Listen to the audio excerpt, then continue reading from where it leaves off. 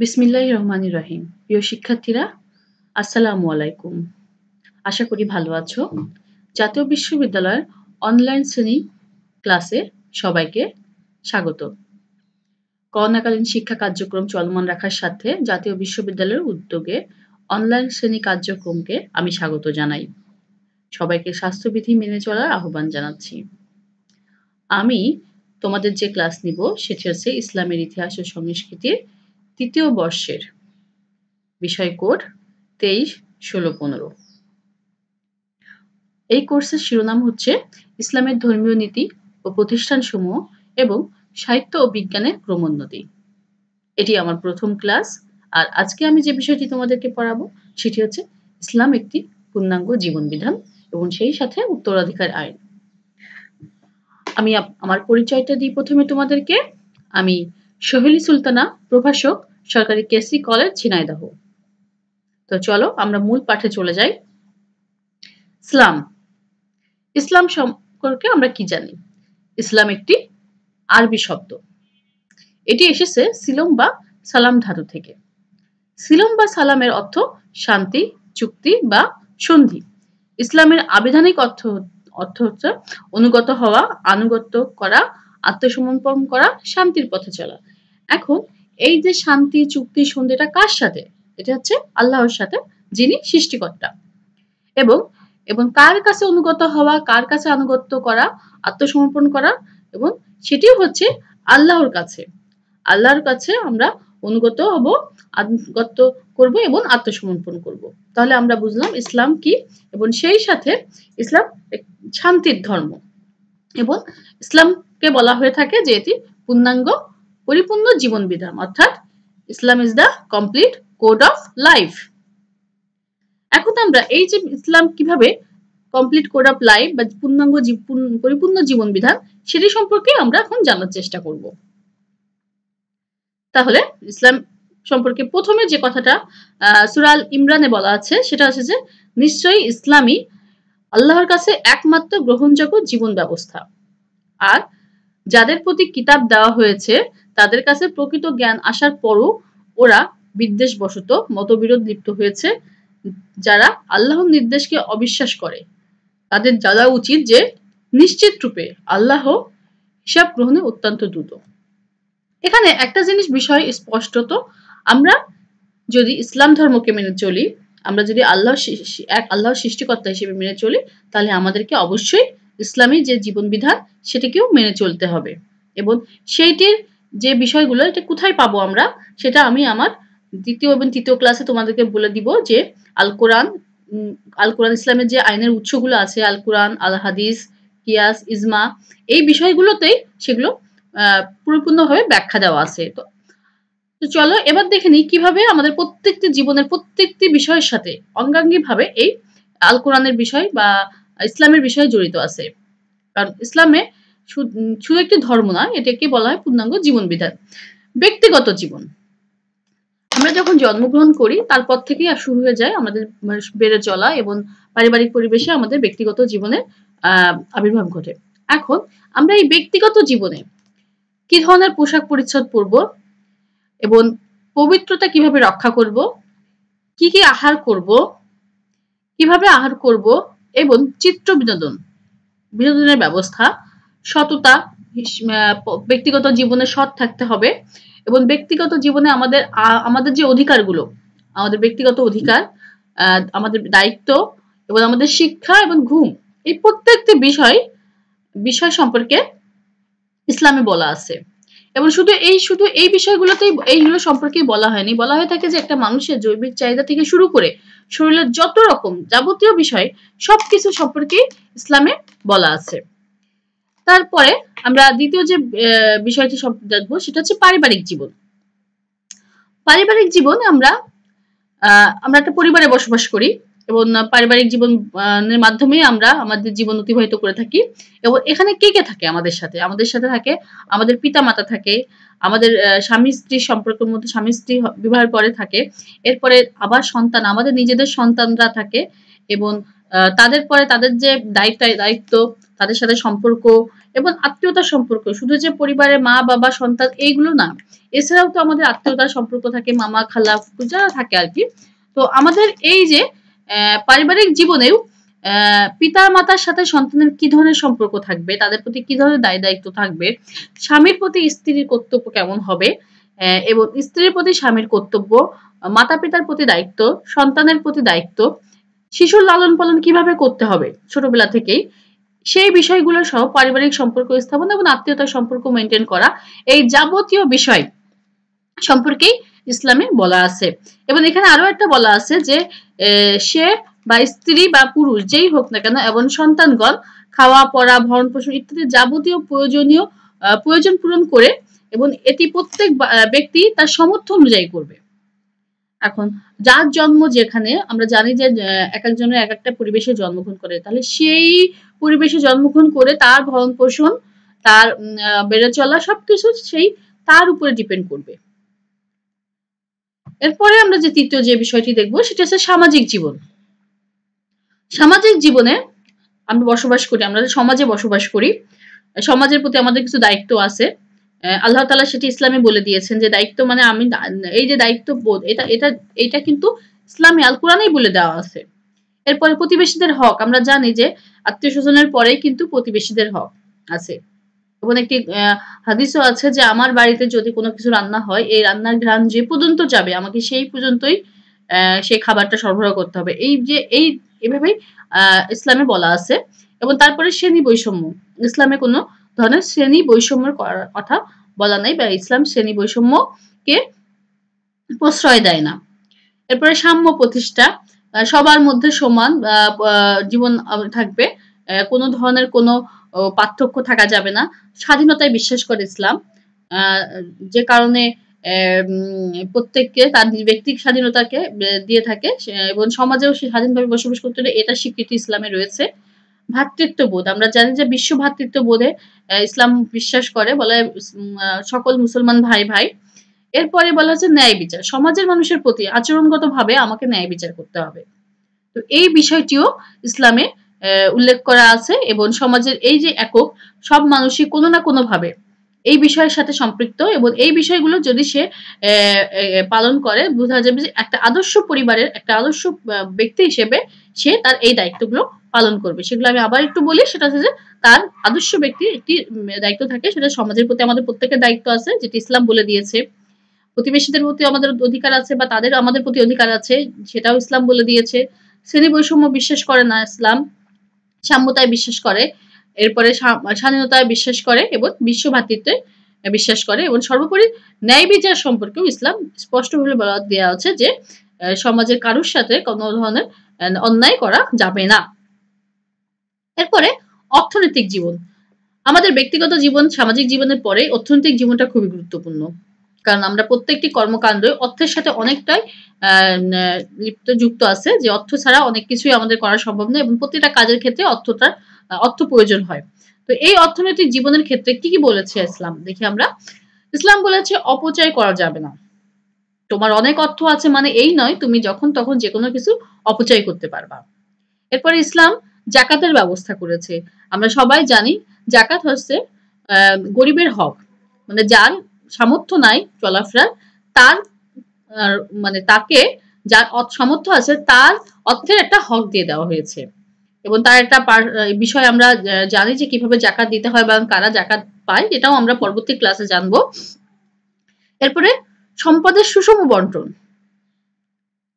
সম্পদ যদি কোনো জায়গা হয় সেটাকে সুষমভাবে বন্টন করার কথা বলা হয়েছে ইসলামে, যে কেউ কাউকে ফাঁকি দিবে না, কেউ কারোর বিষয়টা অধিক পেয়েছে সুযোগ পেয়েছে বলে তার বিষয় সে নিয়ে নিবে না।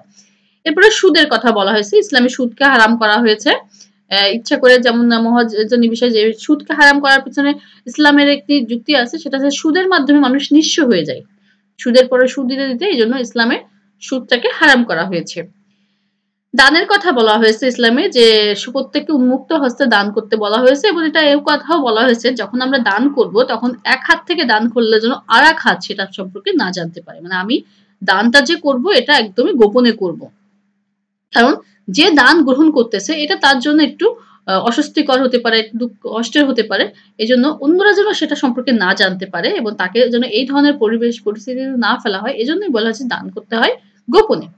এবং উসুরের কথা বলা আছে, উসুরির কথা বলা আছে। আমরা জানি যে ভূমিকর আছে, এই যে বিভিন্ন ইসলামে যে আয়ের উৎস, ইসলামী শাসন ব্যবস্থার যে আয়ের উৎসগুলো, সেগুলো সম্পর্কে আল কোরআনে এবং ইসলামী আইনে সম্পূর্ণভাবে ব্যাখ্যা করে দেওয়া আছে।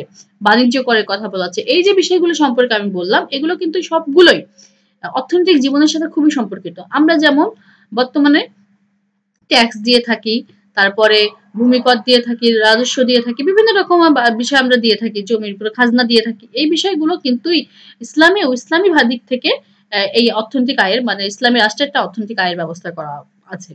তো এইভাবে দেখা যাচ্ছে যে ইসলাম অর্থনৈতিক জীবন দিয়ে যে প্রত্যেককে সমানভাবে সমমর্যাদার মানে সুষম সম্পদের জন্য সুষম বন্টন হয়, এই দিক থেকে ইসলাম বলা হয়ে থাকে যে অর্থনৈতিক সুষ্ঠু বন্টনের একটা নির্দেশ দিয়েছে।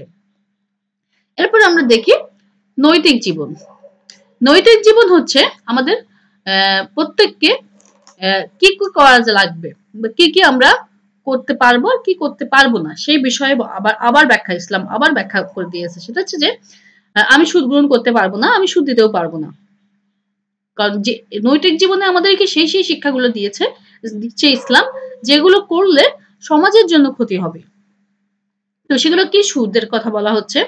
এরপরে ঘুষ, যে আমি কোনো কাজ করে দেওয়ার জন্য যে অতিরিক্ত অর্থ কেউকে দিব, এই ঘুষ ইসলাম নেওয়া নিষেধ আছে। রাহাজানি মানে দ্বন্দ্ব, ছিনতাই, আমরা কারুর সম্পদের উপরে জোর করে অধিকার করতে পারবো না, যেটা বা চুরি করতে পারবো না। এবং আমরা জানি যে চুরি করার শাস্তি হিসেবে ইসলামে আছে যে যদি হাত চুরি করে তাহলে তার হাত কেটে ফেলে, ইসলামের শাস্তিরও ব্যবস্থা আছে, বিধান আছে। তো এই রাহাজানি, ছিনতাই এগুলো করা যাবে না, মাদক গ্রহণ করা যাবে না, কোনো ধরনের নেশা দ্রব্য গ্রহণ করা যাবে না, ইসলামে এগুলো সম্পূর্ণভাবে নিষেধ করা আছে। জুয়া খেলা যাবে না এবং অশ্লীলতা এগুলো করা যাবে না। তাহলে এই যে বিষয়গুলো ইসলাম নিষেধ করতেছে আমরা দেখতেছি, প্রত্যেকটা কিন্তু আমাদের সমাজে খারাপ নামে পরিচিতই আছে। এগুলো কিন্তু আমরা ভালো হিসেবে দেখি না। তো যে জিনিসগুলো আমরা ভালো হিসেবে সমাজে দেখি না, সেইগুলোই কিন্তু ইসলামে নিষেধ করে দেওয়া আছে।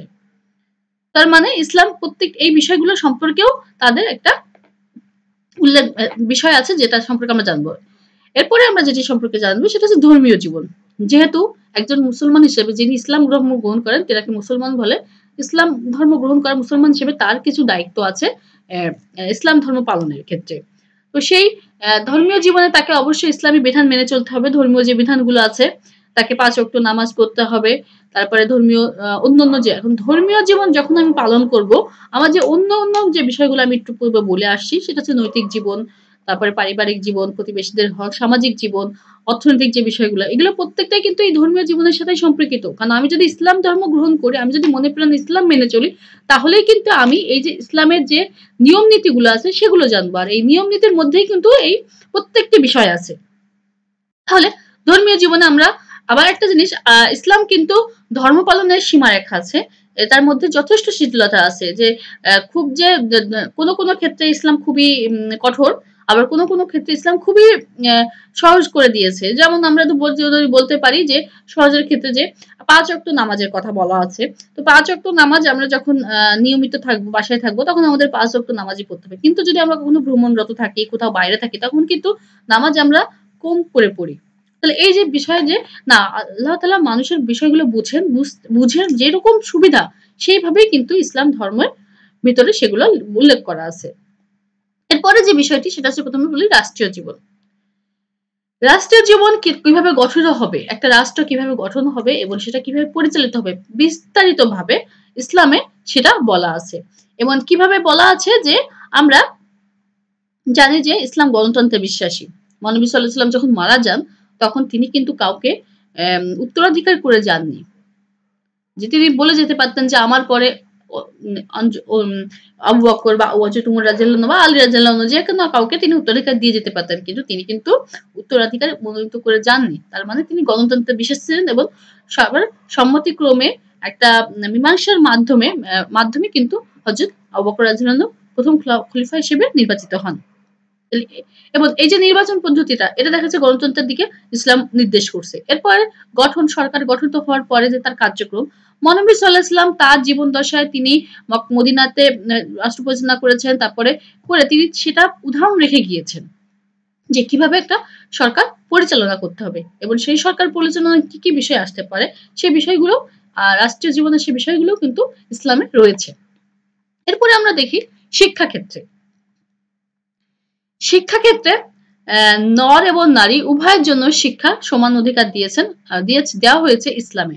ইসলামে হযরত মুহাম্মদ সাল্লাল্লাহু আলাইহি ওয়াসাল্লাম বলেছেন প্রত্যেক মুসলমানকে নর নারীর প্রত্যেকেই ভাবে এই শিক্ষা গ্রহণ করা, জ্ঞান অর্জন করা কর্তব্য। তাহলে এই যে তিনি বলেছেন যে প্রত্যেকের জ্ঞান অর্জন করা কর্তব্য, এই কথা দ্বারা কিন্তু বোঝা যাচ্ছে মহানবী সাল্লাল্লাহু উভয়ের জন্য শিক্ষা প্রযোজ্য। এছাড়া বলা হচ্ছে যে শিক্ষার জন্য ভ্রমণ। আমরা জানি রাসূলুল্লাহ সাল্লাল্লাহু আলাইহি ওয়াসাল্লাম বলেছিলেন যে জ্ঞান অর্জনের জন্য প্রয়োজনে তোমরা সুদূর চীন দেশেও যাবা, কারণ তখন আরব থেকে চীনের দূরত্ব অনেক বেশি ছিল।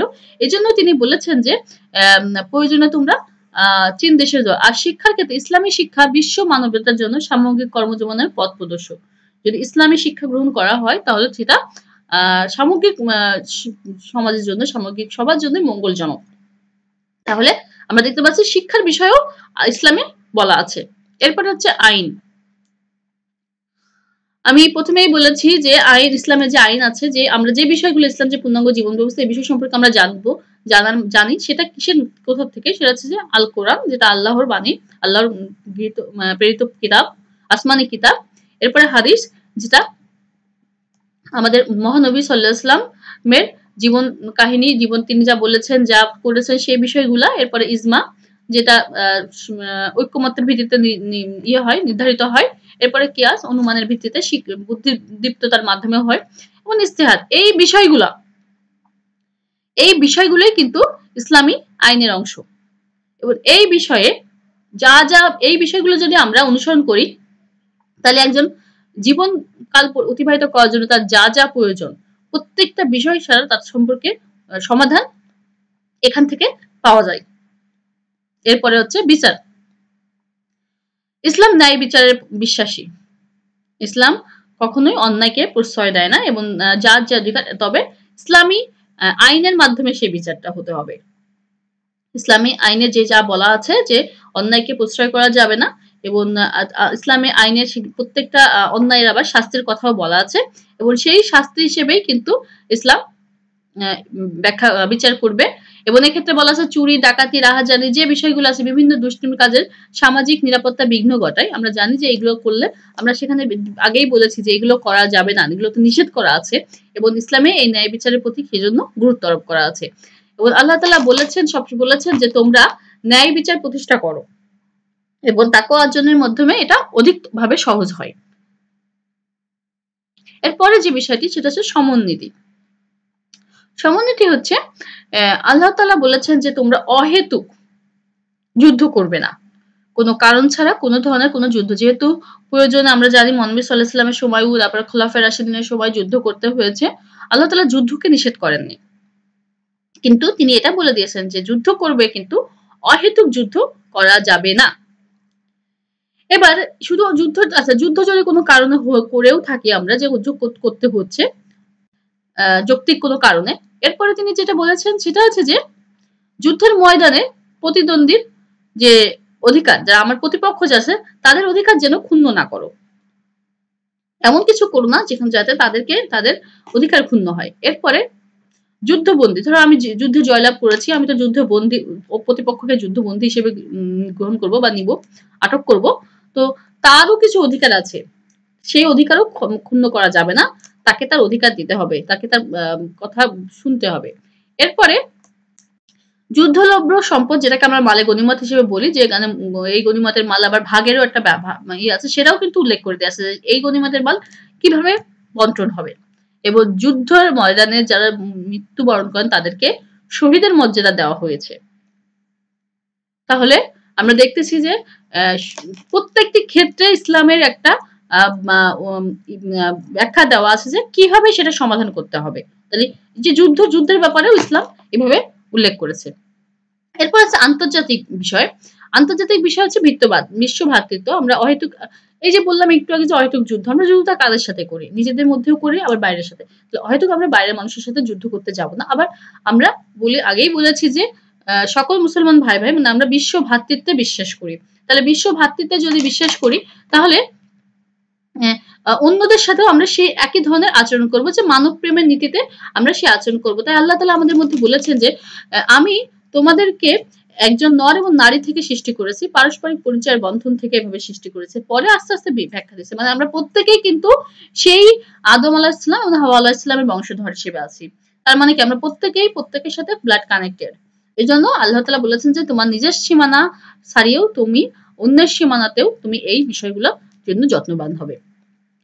তাহলে এই হচ্ছে আমাদের আজকের ইসলামী জীবন বিধানের যে বিষয়গুলো আমরা এখানেই এই পর্যন্ত শেষ করছি, যে এইগুলো যদি তোমরা পর্যায়ক্রমে সুন্দরভাবে বুঝতে পারো, তাহলেই বুঝবে যে ইসলাম প্রকৃতপক্ষেই একটি পূর্ণাঙ্গ জীবন বিধান। কারণ যে প্রত্যেকের জীবনের যতগুলো অংশ আছে, প্রতিটা অংশে, প্রত্যেকটা সময়ের প্রতিটা ক্ষেত্রের বিষয়ে ইসলাম সুস্পষ্ট ব্যাখ্যা দিয়ে গেছেন। তাহলে আমরা যদি চাই, তাহলে প্রত্যেকটা বিষয়কে জ্ঞানার্জন করে আমরা ইসলামী ভাবে জীবনযাপন করতে পারি। এরপরে আমি আজকে যে বিষয়টি তোমাদেরকে পড়াবো সেটি হচ্ছে ইসলামী উত্তরাধিকার আইন।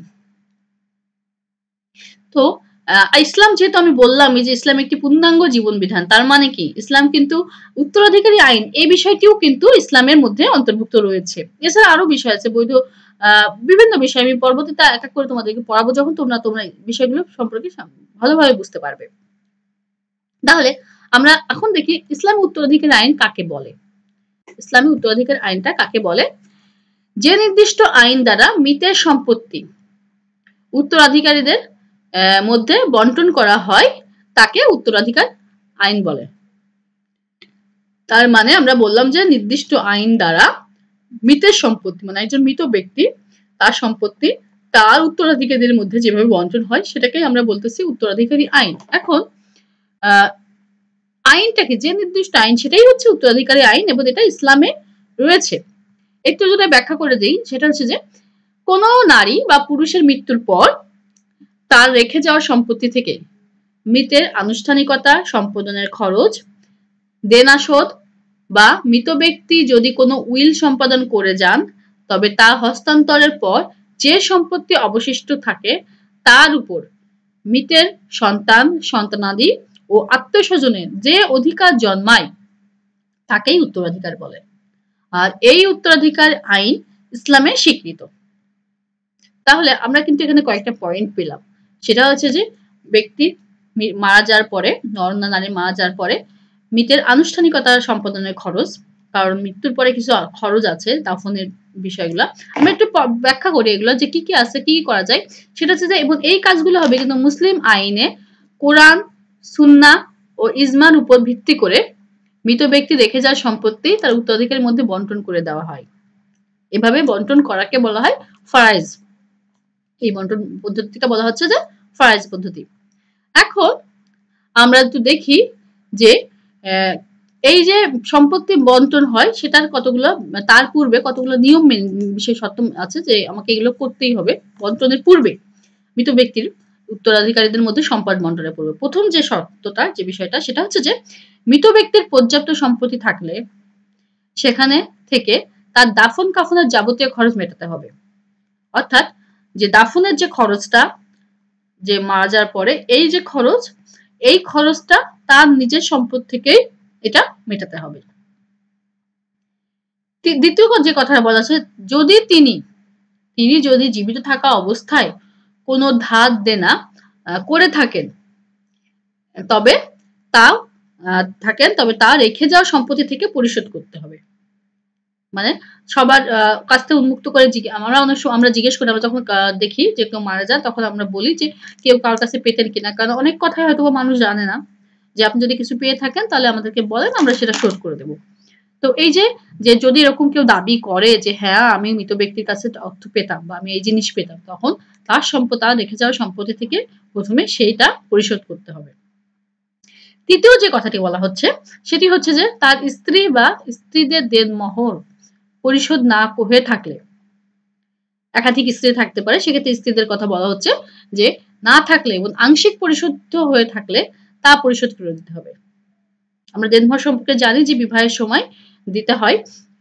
তো এটা যদি কোনো পুরুষ মারা যাওয়ার সময় তার স্ত্রীকে না দিয়ে থাকে, বা মোট কথা যে স্ত্রী সম্পূর্ণ দেনমোহর, স্বামী মৃত্যু বা জীবিত যাই থাকুক না কেন তার স্বামী সম্পত্তি থেকে আইন অনুযায়ী সম্পূর্ণ তাকে পরিশোধ করতে হয়। ঠিক আছে, এটা এবং 4 নম্বর যে কথাটি বলা হচ্ছে সেটা হচ্ছে মৃত ব্যক্তি কোনো দান কিংবা উইল করে গেলে তা প্রাপককে দিয়ে দিতে হবে। তবে এখানে একটা কথা হচ্ছে যে তিনি তার মোট সম্পত্তি 3 ভাগের 1 ভাগ এটা উইল করে যেতে পারবেন, তার অধিক তিনি করে যেতে পারবেন না। তো এই হচ্ছে একটা মৃত ব্যক্তির মারা যাওয়ার পরে উত্তরাধিকারী সম্পত্তির উত্তরাধিকার যারা থাকেন, অনেক আমরা জানি যে ইসলামে অনেক ধরনের উত্তরাধিকারী থাকে।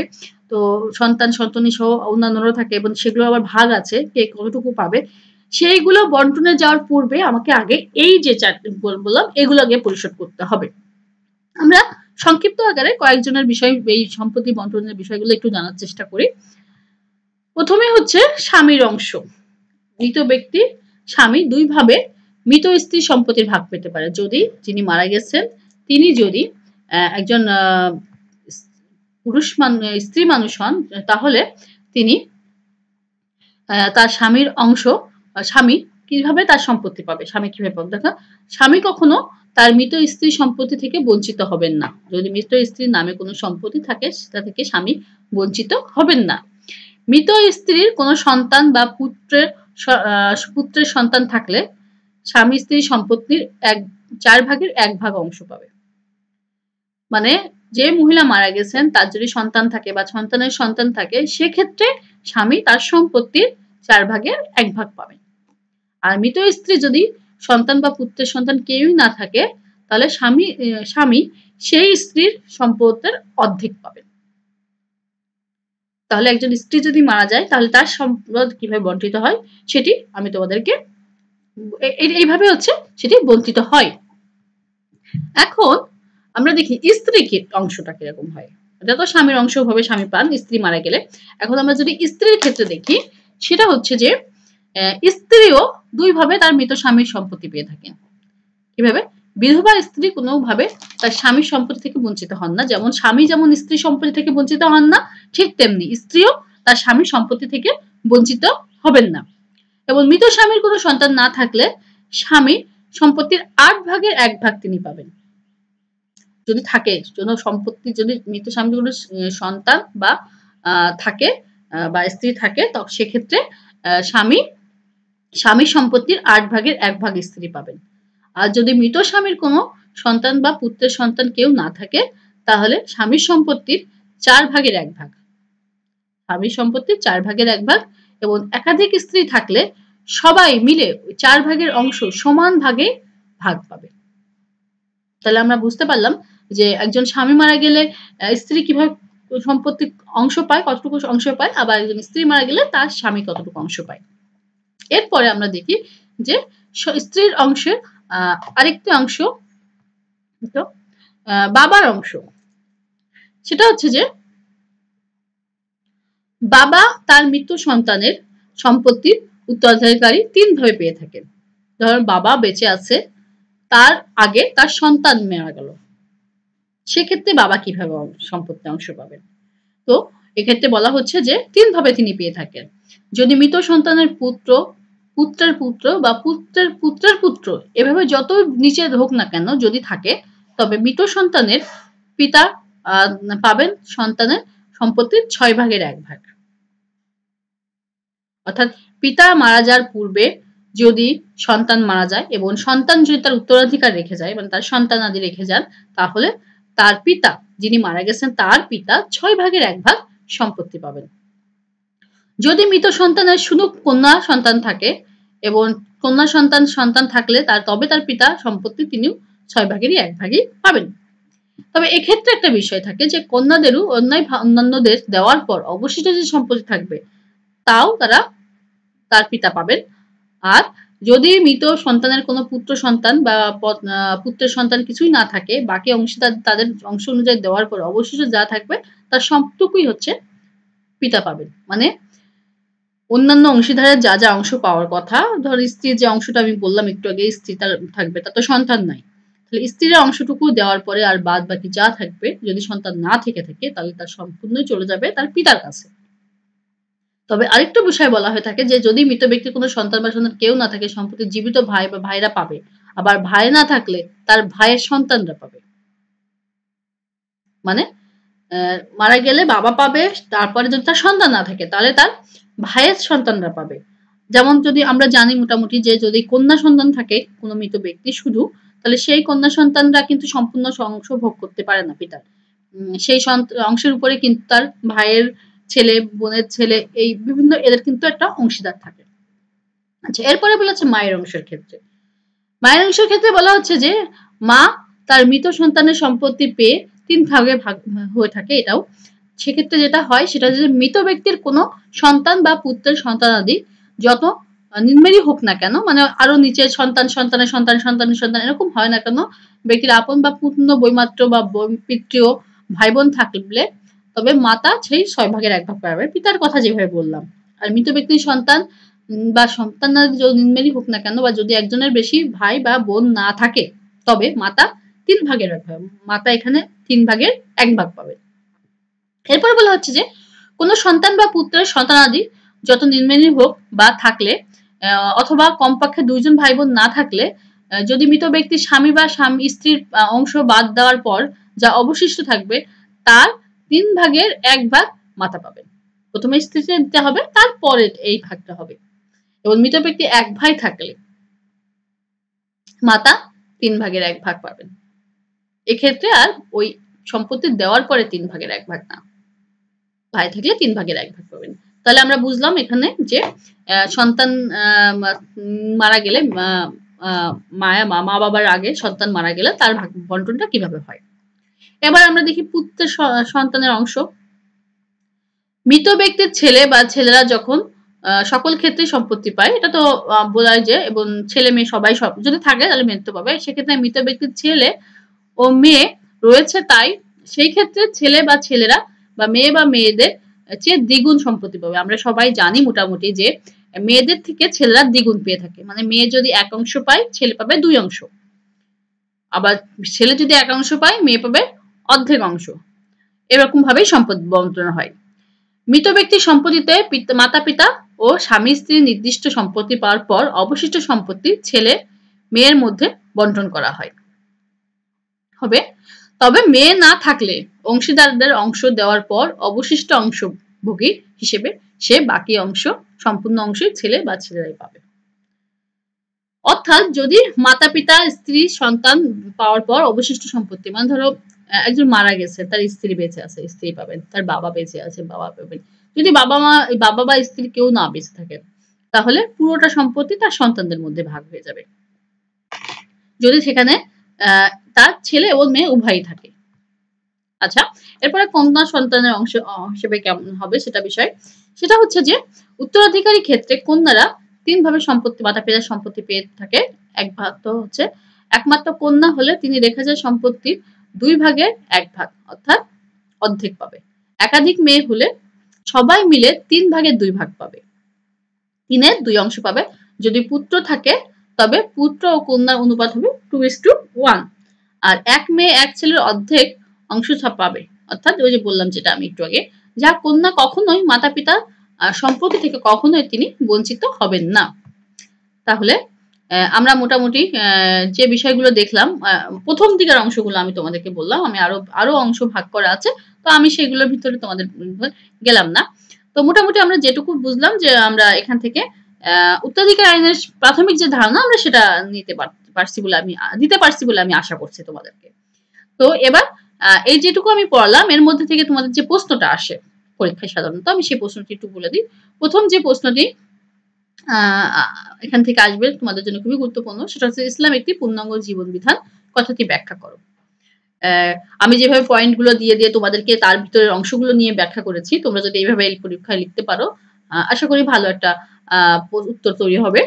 এরপরে দ্বিতীয় যে প্রশ্নটি এসে থাকে তোমাদের, সেটা হচ্ছে উত্তরাধিকারী আইনের বিশেষত্ব আলোচনা করো। মানে এর মধ্যে যে বৈশিষ্ট্যগুলো আছে, উত্তরাধিকার আইন আসলে কি এবং এর বিষয়গুলো কি কি ব্যাখ্যা করো মানে প্রাথমিকভাবে। এইটা তোমাদের একটি শর্ট কোশ্চেন হয়ে থাকে, এজন্য আমি শর্টভাবে তোমাদের এটা ব্যাখ্যা করেছি। মোটামুটি যতটুকু বলেছি আমি তোমরা একটু এভাবে দেখো, যদি তোমরা এই কোশ্চেনের উত্তরটা দিতে পারো যে প্রথমে উত্তরাধিকার আইনটা কি, এরপরে হচ্ছে উত্তরাধিকার আইনের মধ্যে কি কি ভাগ করা আছে, কার মাধ্যমে কতটুকু অংশ বন্টন করা হবে। মোটামুটি আমি তোমাদেরকে 6টি বন্টন বলে দিয়েছি যে, এবং বন্টন হওয়ার আগে আগে কি কি করতে হবে, যে বন্টন যে সম্পত্তিতে হবে তার আগে যে 4টি কথা বলেছি আমি, যে তার আগে দাফন কাফনের ব্যবস্থা করতে হবে, তার যদি কেউ ধার দেনা থাকে সেটা দিতে হবে, এরপর উইল করে গেলে সেটা দিতে হবে, এবং যে বিষয়গুলো আমি তোমাদেরকে ব্যাখ্যা করেছি এই প্রত্যেকটি বিষয় লিখে তোমরা এই কয়েকটি লিখলে মোটামুটি তোমাদের প্রশ্নের উত্তর তৈরি হয়ে যাবে। তো আশা করি তোমরা ক্লাসটি করছো, এবং আগামীতে আমি যে ক্লাসগুলো নিব সেগুলো নিয়মিত দেখবে, দেখার সাথে সাথে সেগুলো তোমরা পড়বে, পড়াশোনা চালিয়ে যাবে। আর এই করোনাকালীন সময়ে যত কম পারবা বাইরে যাবা, এবং বাইরে যদি যাও তাহলে অবশ্যই মাস্ক পরিধান করবে, এবং আশা করি তোমরা এই জাতীয় বিশ্ববিদ্যালয়ের যে অনলাইন কার্যক্রম চলতেছে এটার সাথে থাকবা, এবং ঠিক তোমাদের পড়াশোনা নিয়মিত যে পাঠের সেটা চালিয়ে যাবা। তো সবাইকে আমার ক্লাসটি মনোযোগ সহকারে শোনার জন্য অসংখ্য ধন্যবাদ সবাইকে। আজকে এখানেই বিদায়। আগামী দিন আমি আল কোরআন নিয়ে তোমাদেরকে ক্লাস নিব, এবং সে পর্যন্ত আজকে বিদায়। আল্লাহ হাফেজ। সবাই ভালো থেকো। আসসালামু আলাইকুম।